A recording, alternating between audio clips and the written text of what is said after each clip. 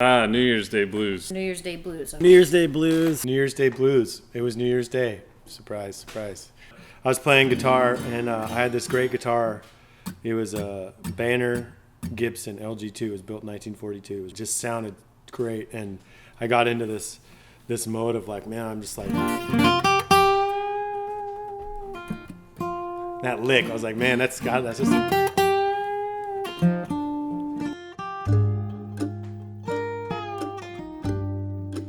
And then I was like, well, I can't ignore it now. The next day, Kaden came over, and I was like, man, check this out. I think I got like a little instrumental. And yeah, it was great. I was into it. We kind of like hashed out some of the details. There's this melody line that he wanted to make happen. We were trying to figure out how to kind of place chords around it. I always really love the kind of musical engineering that has to happen in those sorts of situations. And then we worked on it some together, and it was an instrumental, and we put it in the can. It was like in the bag, just gone. We were working out tunes up at Ben, our bass player's space up in Parkdale, and I said, why don't we try this tune? And we just played an instrumental, and Crystal was like, I asked her, said, hey, why don't you write some lyrics? I didn't wake to a new resolution. No, I was really lucky in this song because I didn't have to do that much. I just wrote the lyrics. But it was a warm June evening, and I think we were up at Ben's. We were at Ben's house. It wasn't June. I don't know. But we were up at Ben's place in Parkdale, and it was nice out because I remember there were like chickens around, lots of nature and wildlife. It was a nice day up at Ben's place. I'd heard this song.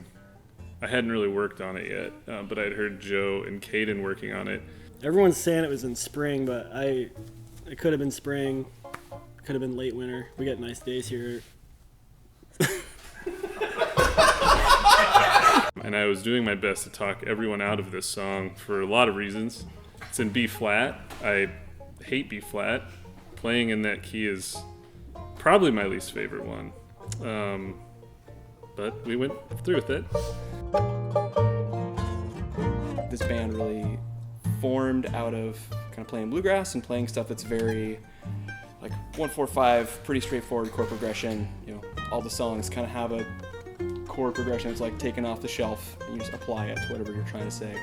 And it was really great to get a song that is really not that.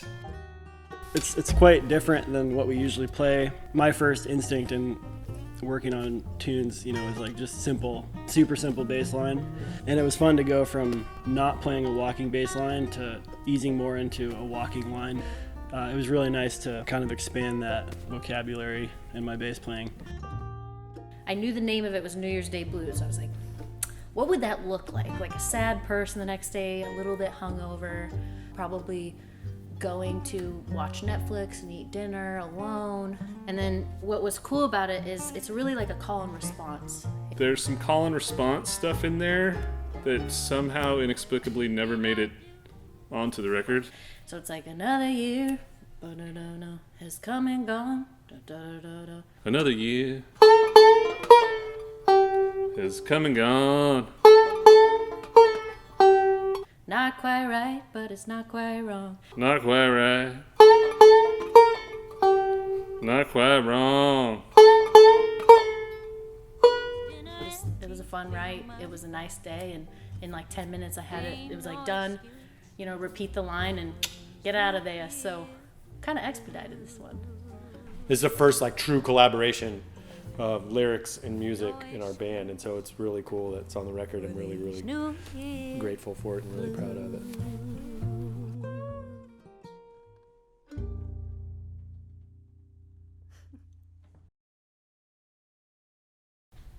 I think it turned out pretty good, all said. Like I said, more banjo would have been a nice thing to have, a different key, perhaps.